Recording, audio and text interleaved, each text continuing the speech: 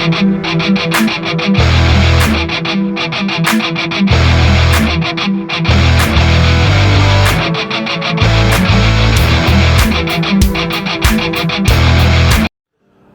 నమస్కారం. మొన్న మేము పుష్ప సినిమాకి ప్రీమియర్స్కి వెళ్ళినప్పుడు ఆర్టీసీ క్రాస్ రోడ్స్ సంధ్యా థియేటర్కి వెళ్ళామండి. అక్కడ అనుకోకుండా క్రౌడ్ టర్న్ అవుట్ ఎక్కువ అవటం వల్ల మేము సినిమా చూసి వచ్చిన తర్వాత మాకు తెలిసిన విషయం అంటే నెక్స్ట్ డే మార్నింగ్ దట్ ఆ క్రౌడ్లో ఒక ఫ్యామిలీ వచ్చారు. ఆ ఫ్యామిలీ కొంచెం దెబ్బలు తగిలినాయి. అండ్ ముఖ్యంగా ఒక lady, the mother of 2 children, ఆవిడ రేవతి గారని, ఆవిడ నెక్స్ట్ డే మార్నింగ్ అన్ఫార్చునేట్గా ఆవిడ ఆ తొక్కిస్లాట్లో దెబ్బలు తగిలి ఆవిడ చనిపోయారని తెలిసింది. ఆ తెలియగానే మేము సుకుమార్ గారు, మేమందరం మొత్తం ఎంటైర్ టీమ్ ఆఫ్ పుష్ప అందరం సడన్గా డిసప్పాయింట్ అయిపోయి ఒక షాక్లోకి వెళ్ళాము. ఎందుకంటే అసలు ఇట్స్ వెరీ అన్ఎక్స్పెక్టెడ్. ఎందుకంటే లాస్ట్ 20 ఏళ్ళుగా ఆల్మోస్ట్ అన్ని సినిమాలకి మెయిన్ థియేటర్కి వెళ్ళి సినిమా చూసి వస్తాం అనేది ఒక తెలియని ఆనవాయితీ లాంటిది.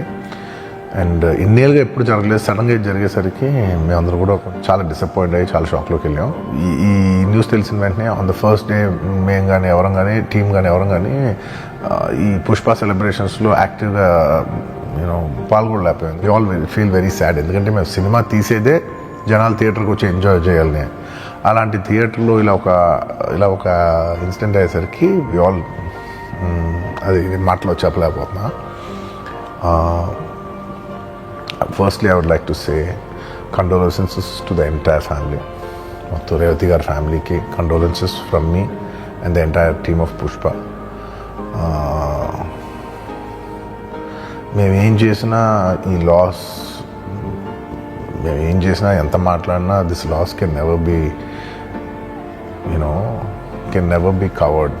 అండ్ మా సైడ్ నుంచి what we would like to say is that we want to tell you that we're emotionally there for you.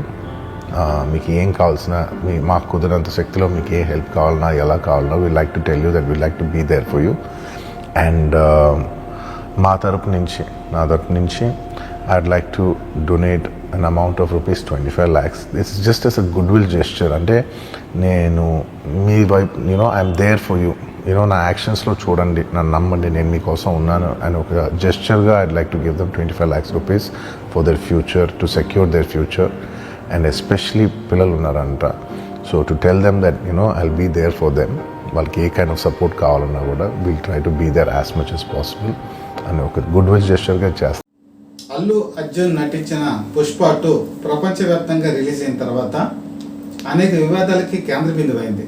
అంటే కలెక్షన్స్ పరంగా చూసుకోవచ్చు, ఆ సినిమాలో వచ్చినటువంటి కొన్ని డైలాగ్స్ మెగాభిమాన్ హట్ చేయడం కావచ్చు, అలాగే సంజయ్ థియేటర్లో ఒక లేడీ మరణించడం కావచ్చు, వాళ్ళ అబ్బాయి హాస్పిటల్లో ఇప్పటికీ చికిత్స పొందుతూ ఉండటం, ఇవన్నీ కనుక చూసుకుంటే అసలు ఈ వివాదాలు ఎలా చెలరేగుతున్నాయి, దీనికి కారణం ఏంటి, లేకపోతే ఇది ఎవరైనా సృష్టిస్తున్నారా, ఇవన్నీ కూడా చాలామందికి మదిలో తొలిచేటువంటి ఒక క్వశ్చన్. దీన్ని మనం పూర్తిగా చెప్పాలంటే ఆసంతం ఈ వీడియోని స్కిప్ చేయకుండా చూడండి. ముఖ్యంగా సత్య బ్రదర్ పీపుల్ లైవ్ టీవీ ఈ కంటెంట్ కనుక మీకు నచ్చినట్లయితే లైక్ చేయండి. అలాగే మీరు ఈ వీడియోస్ చూడండి, మీకు నచ్చకపోయినట్టయితే మీ విలువైన అభిప్రాయాన్ని కామెంట్స్ రూపంలో మాకు తెలియచేయండి. అలాగే మీకు మా తరఫున ప్రసారమైనటువంటి అన్ని ప్రసారాలు కూడా మీకు నచ్చినట్లయితే బెల్ ఐకాన్ ప్రెస్ చేసి సబ్స్క్రైబ్ చేయండి. అలాగే మీ ఫ్రెండ్స్కి రిలేటివ్స్ కూడా షేర్ చేసి మీ సపోర్ట్ మాకు అందచేయండి. బేసికల్గా ఈరోజు ఒక ఛానల్ రన్ చేయాలంటే మీ విలువైన సలహాలు మాకు చాలా ఇంపార్టెంట్. అలాగే మీ విలువైనటువంటి సూచనలు, అభిప్రాయాలు, అమూల్యమైనటువంటి సూచనలు కూడా మేము పాటిస్తూ ముందుకెళ్తాం. అలాగే మీరు చెప్పేటువంటి ప్రతి అభిప్రాయాన్ని మేము పరిగణలోకి తీసుకొని మా రాబోయేటువంటి వీడియోస్లో మా మెరుగైనటువంటి నాణ్యత గురించి మా క్వాలిటీని కూడా పెంచుకోవడం జరుగుతుంది. అయితే అసలు ఏంటి సంజయ్ థియేటర్లో ఏం జరిగింది, మరి రేవతి అయినటువంటి 35 ఏళ్ల యువతి మరణించారు. వాళ్ళ అబ్బాయి కనుక చూసుకుంటే శ్రీతేజ ఇప్పుడు హాస్పిటల్లో కోమాలో ఉండటం జరుగుతుంది, క్రిటికల్ కండిషన్లో కూడా ఉన్నాడు అతను. ఈ పరిస్థితి ఎందుకు వచ్చింది అని అంటే ప్రీమియర్ షోస్, బెనిఫిట్ షోస్ ఇవన్నీ కూడా మనం ఈరోజు సర్వసాధారణమైపోయింది. దానికి అభిమానులు కాబట్టి వాళ్ళు వెళ్ళారు. ముఖ్యంగా ఈ శ్రీతేజ అల్లు అర్జున్ అంటే చాలా అభిమానం. So first show, benefit show ఇవన్నీ చూద్దామని చాలామంది అభిమానులు కోరుకుంటారు, అలాగే వాళ్ళు కోరుకున్నారు. అలాగే వాళ్ళ తల్లిదండ్రులు అయినటువంటి రేవతి, వాళ్ళ హస్బెండ్, 2 పిల్లలు, ఒక వయసు 9 సంవత్సరాలు, ఒక పాప వయసు ఏమో 7 సంవత్సరాలు. నలుగురు వెళ్ళేటప్పటికి సంజయ్ థియేటర్లో అల్లు అర్జున్ వస్తున్నాడని చెప్పే వార్త ఒకటి వచ్చింది. దాంతో అభిమానంతా కూడా అక్కడికే చేరిక మొదలైంది. సంజయ్ థియేటర్ కనుక హిస్టరీ కనుక తీసుకుంటే ఇలాంటి సంఘటనలు ఎన్నో జరిగాయి. అసలు పూర్తిగా అసలు చిన్న థియేటరు, అందులో ఎంతమంది పడతారు ఎంతమంది పట్టరు, లేకపోతే ఆక్సిజన్ అనేది ఎలా ఉంటుంది, ఇవన్నీ ఆ థియేటర్కి తెలుసు. అయినా సరే అల్లు అర్జున్ లాంటి మరి మొత్తం పాన్ వరల్డ్ స్టార్ అక్కడికి వస్తున్నప్పుడు వాళ్ళు ఎటువంటి జాగ్రత్తలు తీసుకోవాలి, ఎటువంటి ఇంప్రెషన్స్ ఎవరికి ఇబ్బంది రాకుండా ఎలా తీసుకోవాలి కూడా అందరికీ తెలిసినా కూడా కేవలం నిర్లక్ష్యమైన వైఖరి కారణంగా ఈ దుర్ఘటన జరిగిందని చెప్పి చాలా మంది భావిస్తున్నారు. అల్లు అర్జున్ బౌన్సర్తో వచ్చాడు, అతను లోపలికి వెళ్ళాడు, అభిమానులు తాకిడి బాగా పెరిగింది, ఆక్సిజన్ తక్కువైంది, తొక్కిసలాట కూడా జరిగింది. ఈ తొక్కిసలాటలో రేవతి ఈవిడ 35 సంవత్సరాల ఆవిడ మరణించడం జరిగింది. శ్రీతేజ ఈరోజు హాస్పిటల్లో మరి చికిత్స పొందుతున్నారు. ఈ సినిమా చూస్తున్న వరకు ఈ సమాచారం అల్లు అర్జున్కి అందకపోయే అవకాశమే లేదు.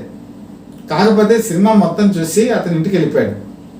కనీసం హాస్పిటల్కి వెళ్ళటం కానీ, డెడ్ బాడీని చూడటం కానీ, తన సంతాప సందేశాన్ని ఇవ్వటం కానీ, అలాగే ఈ సినిమాకి ప్రొడ్యూసర్స్ అయినటువంటి మైత్రి ఫిల్మ్స్ వాళ్ళు అక్కడికి వెళ్ళి పరామర్శించడం కానీ, అలాగే అబ్బాయికి ఆర్థిక సహాయం అందించడం కానీ, ట్రీట్మెంట్ అవసరం కదా. అయితే డబ్బు మనిషి ఎప్పుడు కూడా ప్రాణాలను తిరిగేవ్వదు. కానీ ఆ సమయంలో కష్టకాలంలో ప్రపంచవ్యాప్తంగా కోట్లాది రూపాయల కలెక్షన్స్ వసూలు చేస్తున్న నిర్మాతలు కనీసం మానవ సంబంధాన్ని పరిగణలోకి తీసుకొని వాళ్ళు పరామర్శించవలసిన అవసరం ఉంది కదా, అది కూడా లేదు. మరి పోయిన ప్రాణం రేవతి ప్రాణం ఆ బిడ్డలకి తెచ్చి ఇవ్వగలదా, మాతృత్వ మమకారాన్ని ఇవ్వగలదా, ఇదే క్వశ్చన్ చాలా మంది వేస్తున్నారు. ఈరోజు అల్లు అర్జున్ కనీసం వాళ్ళు చూడలేదు, కనీసం ఒక సందేశాన్ని ఇచ్చాడా అంటే అది లేదు. ఇది అల్లు అర్జున్ అభిమానులకి కొంత బాధ కలిగించవచ్చు, వాళ్ళు ఏమైనా అనుకోవచ్చు, కానీ ఇది మాత్రం వాస్తవం. ఏ హీరో పాన్ వరల్డ్ స్టార్ అయినా, పాన్ ఇండియా స్టార్ అయినా, సూపర్ స్టార్ అయినా, మెగాస్టార్ అయినా ఎవరికందరికీ ఉండేటువంటి ప్రధాన గుణం అభిమానం మీద ఒక మమకారం, వాళ్ళ కష్టకాలంలో ఉన్నప్పుడు ఆదుకోవడం. అది అల్లు అర్జున్కి కొరవడిందా అని చెప్పేసి చాలా మంది బాధపడుతున్నారు. అల్లు అర్జున్ ఒక విధంగా తప్పుడడుగులు వేస్తున్నాడా, తన ఇమేజ్ పెరగటం, తనకే ఒక చక్రంలాగా చట్టబద్ధంలో ఇరుక్కుపోయాడా, ఆ వ్యాఖ్యలు కూడా ఇప్పుడు చాలా పబ్లిక్ మీటింగ్స్లో కొన్ని వ్యాఖ్యలు కూడా పవన్ కళ్యాణ్ని అలాగే మెగాస్టార్ అభిమానులు కూడా కొంచెం కలవరపాటు గురి చేసిన విషయం కూడా అందరికీ తెలిసిందే. మరి ఆ ఇమేజ్లో ఉన్నటువంటి ఇతను కనీసం తన అభిమానులైనటువంటి వాళ్ళు దుర్ఘటనలో మరణించినప్పుడు కనీసం సానుభూతి చూపించడం చాలా అవసరం. దీని ఫలితం ఎలా ఉంది? ఈరోజు తెలంగాణ ప్రభుత్వం దీన్ని చాలా సీరియస్గా తీసుకుంది. పోలీస్ కేసు నమోదైంది. దీంట్లో ఫస్ట్ అక్యూజ్డ్ సంజయ్ థియేటర్ వాళ్ళని ఇంక్లూడ్ చేయడం జరిగింది.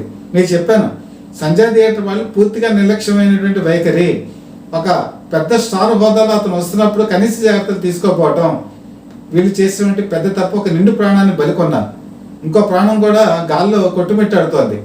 దీనికి బాధ్యతలు మాత్రం ఖచ్చితంగా సంజయ్ థియేటర్ వీళ్ళు ఫస్ట్ అక్యూజ్డ్ కింద చేర్చారు. అలాగే ఒక చోటకి వెళ్తున్నప్పుడు తను ఎటువంటి సిచ్యుయేషన్లో ఉన్నాడు, అక్కడ సిచ్యుయేషన్ అభిమానులైన ఇబ్బంది కలుగజేస్తుందా, ఇవన్నీ చూసుకొని వెళ్ళవలసిన బాధ్యత అల్లు అర్జున్కి ఉంది. ఎందుకంటే ఇతను ఒక నటుడే కాదు, ఒక భారతీయ పౌరుడు కూడా. ఎదురు వాళ్ళ ప్రాణాలని కూడా సంరక్షించడం ఇతని ధర్మం.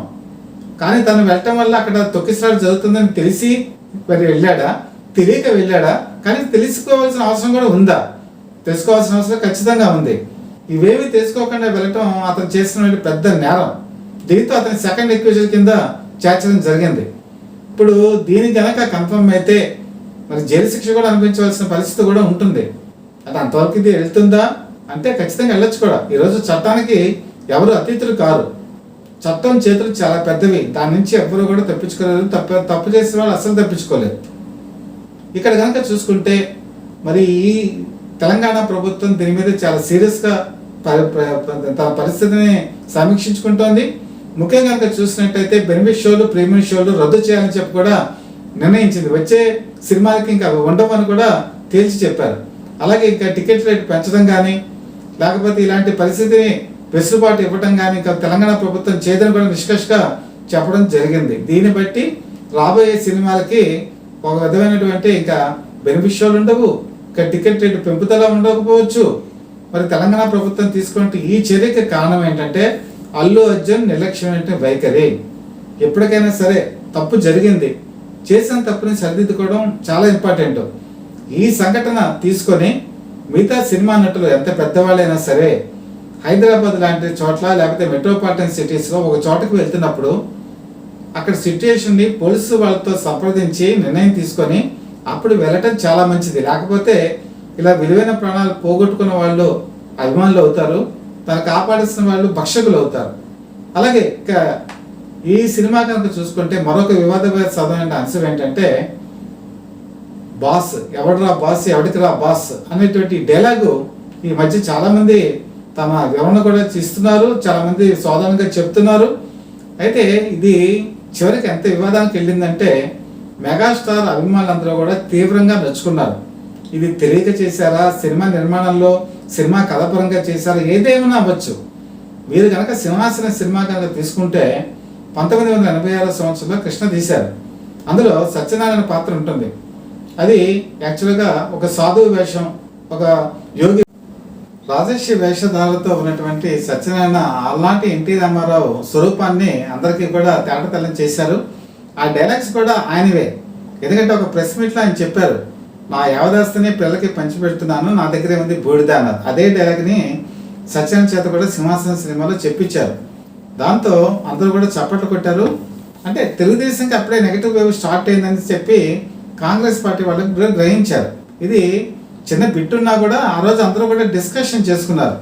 ఇందులో కూడా మీరు కనుక చూసుకుంటే కొన్ని పదాలు డైలాగ్స్ కనుక చూసుకుంటే మరి చాలా మందిని హట్ చేసేటువంటి విధంగా ఉంది. ముఖ్యంగా మెగాస్టార్ అభిమానులు నొచ్చుకున్నారు.